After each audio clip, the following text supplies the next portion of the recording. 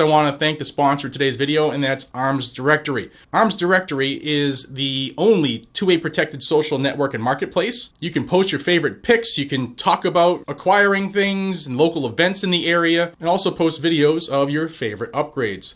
I want to thank them for being the sponsor of this video. You can check them out at armsdirectory. You know what. Hey everybody, welcome back to the channel. We had a big win yesterday in court down in Texas in the federal lawsuit challenging the ATF's new final rule on firearm frames and receivers. And that lawsuit is called Vanderstock v. Garland. I've covered a couple videos here on it so far. And I've already told you that the main plaintiffs, Vanderstock, Arden, and Tactical Machining, have already been awarded by the judge a preliminary injunction. Now, that injunction stops the ATF from enforcing this new firearms frame and receiver rule on the plaintiffs as well as the customers of Tactical Machining. And then a turn happened. After the injunction came out, the company that's called Blackhawk Manufacturing, also known as our friends 80% Arms, they said to the judge, hey, you know what? We want in on this lawsuit too because this is going to cause us irreparable harm if the ATF is allowed to tell us that, they can change the rules and laws overnight. The judge let 80% Arms into the lawsuit against the ATF and Merrick Garland's wishes. They fought hard to stop it. And yesterday we had another huge win, a huge blow to the ATF's new firearm frame and receiver rule was dealt by this judge. I'm going to show you the order because it's fantastic.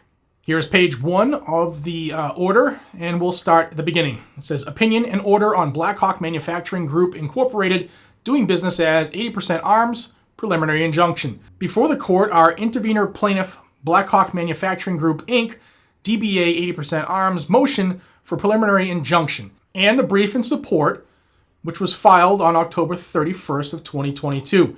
Having considered the parties' briefing, the court grants the intervener plaintiff's motion. Quick background. The United States Congress has delegated the Bureau of Alcohol, Tobacco, Firearms, and Explosives authority to regulate firearms and interstate commerce under the Gun Control Act of 1986. On April 26 of 2022, the ATF promulgated a final rule that purports to regulate partially manufactured firearms parts and weapon parts kits. The rule took effect on August 24th of 2022. Prior to its taking effect on August 11th of 22, the plaintiffs brought this suit to challenge the legality of the final rule and claim, among other things, that the regulation exceeds the statutory authority that Congress vested in ATF. Original plaintiffs include Texas residents and firearms owners Jennifer Vanderstock and Michael G. Arden, along with Firearms Policy Coalition, Inc., a nonprofit organization comprised of individuals and entities nationwide that exist to promote Second Amendment rights through legislative and legal advocacy, and Tactical Machining, LLC, which manufactures and sells products subject to the regulations at issue in this dispute. Within a week of filing their complaint on October 17th of 2022, the plaintiffs moved for a preliminary injunction seeking to broadly enjoin, that means to stop, the government from enforcing its final rule. On September 2nd of 2022, the court issued its first opinion in which it found that provisions of ATF's final rule, specifically 27 CFR section 478.11 and 478.12c, likely exceed the scope of ATF's authority under the Gun Control Act. Having made this preliminary finding, the court enjoined the defendants, including the Attorney General, Department of Justice, ATF, and the ATF Director, along with their officers, agents, servants, and employees from implementing or enforcing the rule against only Tactical Machining, but otherwise denying injunctive relief to the remaining plaintiffs. In its second opinion, on the proper scope of the preliminary injunction, issued on October 1st of 2022, the court extended the injunction to the individual plaintiffs and, for the purpose of providing Tactical Machining complete relief, to Tactical's customers. The intervener plaintiff, Blackhawk Manufacturing Group, Inc., DBA 80% Arms, a manufacturer and retailer who sells products subject to ATF's final rule, was permitted to intervene in the suit under the court's order issued October 18th of 2022 and now seeks its own protective preliminary injunction. Blackhawk initially participated in the lawsuit peripherally, by filing a declaration in support of plaintiff's original motion for preliminary injunction and moved to intervene a week before this court in its second opinion, again denied injunctive relief to plaintiff FPC's association members, of which Black Hawk is one. Black Hawk seeks preliminary injunction that mirrors the relief currently afforded to Tactical Machining.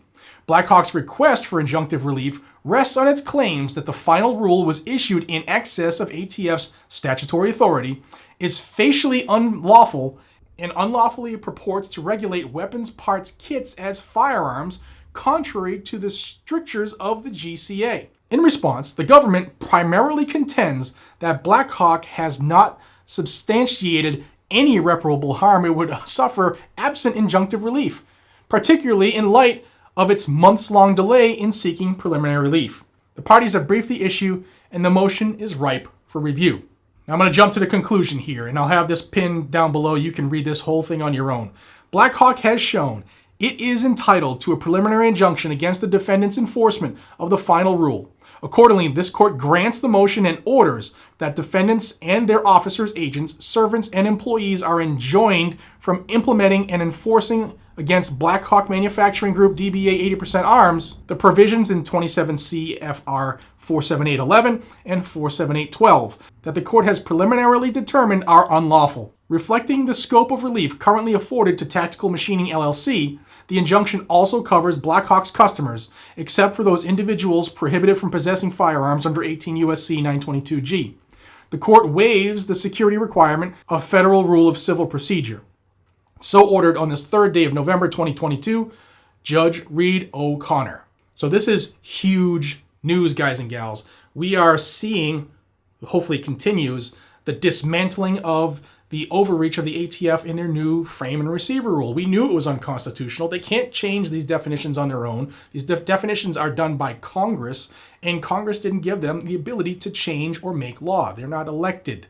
So finally, a judge is seeing this and shredding them for it. Now, there are whispers that other groups want to join this lawsuit as well. I've heard Defense Distributed mentioned, and that would be huge because the more we get these big companies whose products are sold nationwide to be covered by this injunction, then guys and gals, it's going to stop the enforcement of this rule altogether.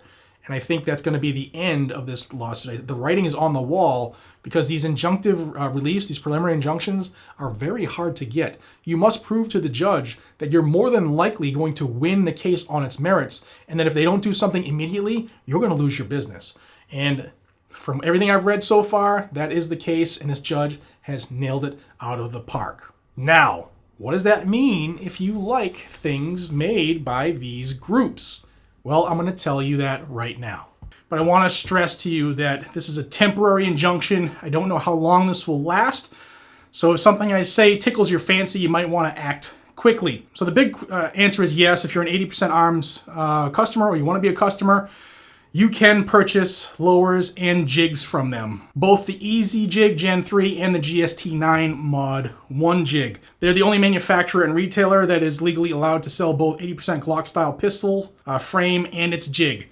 All right, so if maybe you want these, you might want to act quickly. Now, because of the ridiculousness of this ATF rule, all manufacturers were forced to remove any verbiage from its website that could be seen as an instruction or guidance on how to complete your lower frames, and they were able to put that all back on their website now. Their jigs and frames at 80% Arms are back in stock for immediate purchase, and if you previously purchased a product and it was on hold, they've already begun to ship those out. So that is great news. This rule is unconstitutional at best. At best, it's unconstitutional. And to see a judge get it right is a good thing. It doesn't happen a lot, especially in the Second Amendment arena, which is why I wanted to get this information to you. And if you wanted to start doing things with your credit card or purchasing things, you can right now. Guys and gals, check them out. You know how to find them, 80% Arms.